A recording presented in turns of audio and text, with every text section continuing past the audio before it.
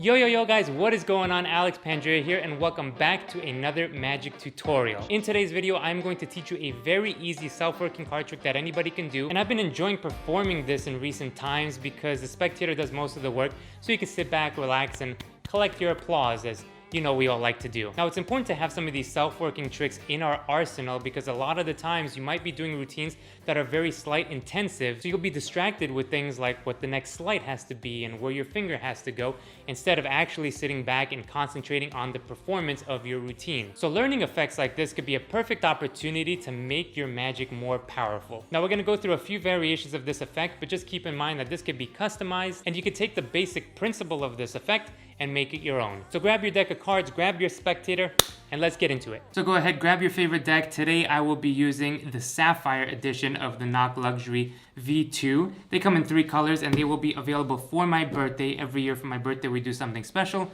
And this year we are releasing the Ruby, Emerald, and Sapphire edition of the NOK Luxury deck in collaboration with Riffle Shuffle. So if you want to do something nice for my birthday, go ahead, check the link below and get notified because you don't want to miss the early bird specials. We have some limited items on release day, so you can check the link below for the new luxury decks. All right.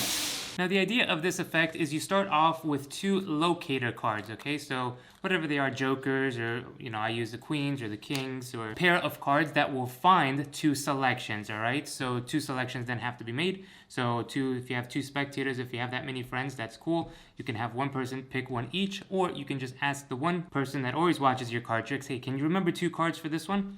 Then you're good to go. All right, let's pick 2 selections for this effect. Let's say the selections in this case are the 3 of spades and the 3 of diamonds. Easy to remember, 3 of spades, 3 of diamonds, and they get lost somewhere in the middle of the pack. Really doesn't matter where they go, so they're somewhere lost, all right? Now the Queen of Hearts, Queen of Diamonds, my lovely assistants will help to find the cards. So here's the first spectator. Look, I'm gonna deal down, or you can have them do this, right? Take the cards, deal down, and they could deal in chunks, doesn't matter. Whenever they want, they say stop, or they stop if they're dealing it. And wherever they say stop, no funny business, that's where you put one of the queens, okay? So far, so good, very fair. Now, it's time for the second person, you're up.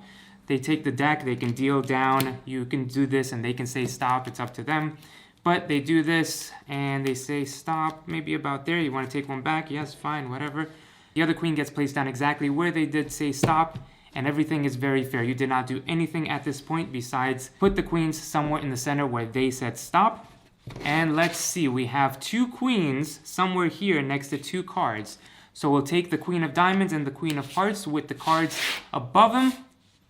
And now we have 2 selections. How funny would it be if these were the exact cards that you picked in the very beginning? They're like, it would be amazing. You turn over the first card, it is in fact the 3 of diamonds. You turn over the second card, it is the 3 of spades. Ladies and gentlemen, we have a miracle. And you didn't even do anything. Give yourselves a round of applause. All right, this effect will be broken down into 3 parts to make it very easy to learn. Now, it is pretty self-explanatory once you see the method. It is self-working. The only thing that we have to learn are just a few things. First and foremost is where the cards, the selected cards, where will they be controlled to? This is the setup of the effect, okay? So before going into the actual deal and giving the spectator the cards to deal, which you can do, you need to have selected cards in certain positions so that everything lines up perfectly, all right? So the answer to that is 1 selection goes on top and 1 selection goes on the bottom, all right? So that is really the setup that you have to learn to get into if you want to do this effect. Now, there's a few ways to go about this. Now, the first way is just simply having the 2 cards selected. We'll use these 2 as the selection as well for the explanation. You have them place them somewhere in the center. So you have the first spectator place their first card, and now when you go to the second spectator to place the second card in, you get a break in between the cards. So you get a little pinky break in between the 2 selections. So now when you place these cards on top, essentially, now you have a break between the 2 selections that are in the middle, all right? A little pinky break, you can see my pinky right there, all right? Now to control it, you can either just cut the deck. Obviously, cutting the deck will make 1 selection go to the bottom and 1 selection go to the top, all right? Of course, if you don't want to be so obvious to just cut the deck, you can just do a pass at this point and have 1 card come to the top, 1 card to the bottom. That's nice because they see the cards in the middle. I do like with this effect, even if I do a pass, to shuffle up the cards. I think there's some effects where that makes sense, some effects where it doesn't make sense. This is an effect where shuffling the cards afterwards can benefit the effect because you are just creating that much more of a mess, right? If you were just to place the cards back in the center together, especially, and then do this, it's maybe a little less impressive. So you can do some false shuffles once you have a card on top, once you have a card on the bottom. You can do a shuffle that retains the top and bottom card. All you have to do is just place the cards into an overhand shuffle position. And as I shuffle, I'm just going to retain the top and bottom card at the same time. I'm retaining that. So boom, now they're both on the bottom, and I shuffle off. Now I'm going to do the exact same thing, top and bottom. I'm going to do this, but now instead of shuffling off and not paying attention to anything else, I'm going to shuffle off and make sure that that bottom card comes up to the top. So you're moving the bottom card to the top for that second shuffle, and then you will be in the same position, okay? So to retain this, boom, and boom, all right? If the cards were on top, for example, if both cards were on top, then you would place here and just run both to the bottom. 1, 2, shuffle off, and then you're going to do the exact same thing by retaining the top and bottom card, basically doing like sort of a slip, and then taking that bottom card and then moving it to the top in your shuffle sequence, and you are still there. Of course, if you know other controls, and there's many more controls on my channel that you can learn to the top and bottom, you can do it one at a time, right? So you can control a card to the top using maybe a standard double undercut, boom, and then you can control another one to the bottom, maybe using a cull. So they go here, and then you cull the card, and then you are good to go. So one card is on top, one card is on the bottom. Now, if you want to be a little bit more fancy, you can go ahead and palm these two cards off as you give the deck to be shuffled. And then once they come back and they are sure that they have no idea where their cards are, you replace them back on the bottom and then give them just a nice little boom to get the one card from the bottom to the top, and then you should be good to go. Now, the sequence of the dealing is pretty self-explanatory at this point. All we have to do is ask the spectator to start dealing the cards for the first one to go back in, and the only thing you have to remember with this part is that the first card has to be placed down like this, all right? Other than that, they can go in chunks, they could go 2 at a time, whatever.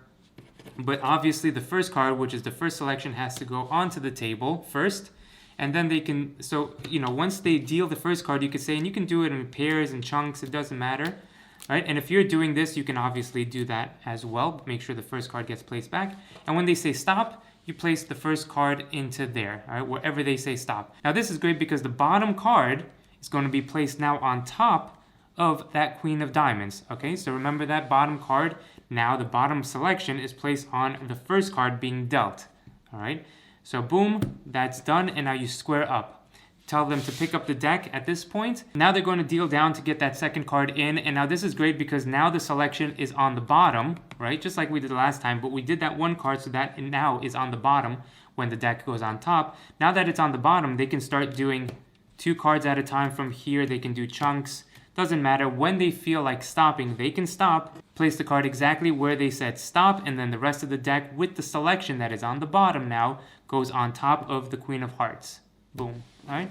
And then the effect is done. So now you can square everything up. You haven't touched the deck at this point. You could tell the spectator to spread on the table, but of course they can never do it. They probably do something like this, like they always do. So you say, all right, give me that. And you spread. And then you look for the 2 cards. And of course you want the queen with the card on top. All right, not the one on the bottom, the one on top. And then the other queen with the one on top. So you move the one on top with the queen forward. You move the one on top with the other queen forward. Get the deck to the side. And then this is the only thing that should be left. Turn over one. Turn over the second one. They're screaming, they're crying, they run away. And formed a nice little self-working effect. A few little bonus tips that you can add to this is that instead of finding 2 selected cards, you can go ahead, use 2 kings to find the other 2 kings, right? So you would have 1 king on top, 1 king on bottom as the setup of this, and say, look, we're going to use these 2 kings to try to find the other ones. Maybe give it a false shuffle and do the exact same thing. So they deal down, they place 1 card here, you do this, they deal down, and they place the second king here, you do this, and then you spread, and then you say, look, the 2 kings have found 2 cards just like this, right? Boom, and then boom, get rid of the rest, and they found the 2 kings. Now, you've noticed, a second little tidbit that I want to add here is you've noticed that throughout this process, the 2 initial prediction cards, or locator cards, whatever you want to call them, you do not see the backs of the cards, all right, the whole time. So now what do we do? Well, this is going to be up to you. This is a little homework assignment or a little thing to think about. What can you do when you don't see the backs of these? Well, I'll tell you initially what I know I'm thinking right now is that you can use these as a prediction. So imagine having written on the back of these 2 cards, you know, Ace of Hearts, 3 of Spades as the prediction. All right, and let's say these are jokers, right, to make it a little bit less confusing, because now when you're doing it, you're getting more cards involved. So let's get the 2 jokers out, and on the back of the 2 jokers, you write the 2 predicted cards. And now all you have to do is learn to force 2 cards.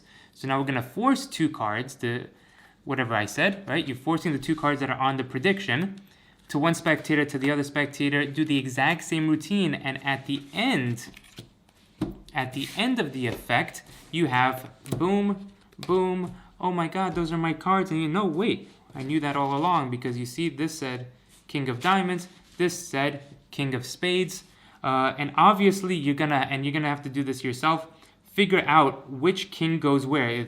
This is the first king that gets put in, and how it relates to where the selection is controlled to, all right? So because you want this to match this to match this, not, you know, the other way around. This says King of Spades, this says King of Diamonds, and then you got to do, there you go. All right, not the end of the world, but you want to just make sure that those line up. And of course, it is much easier when using knocks to write something on the back of a card. Listen, just saying, oh, you don't have your knocks? Well, you're in luck. There's a link down below. Just kidding, but I'm not kidding. There's a link down below again for the Kickstarter coming up on my birthday. So if you want to support my work in trying to put out the best quality playing cards possible, you can click the link below, sign up October 10th, only on Kickstarter, the Knock Luxury Collection V2. Thanks so much guys for watching. I hope you enjoyed the effect, put it to good use, and we will see you very shortly on the next video. Peace.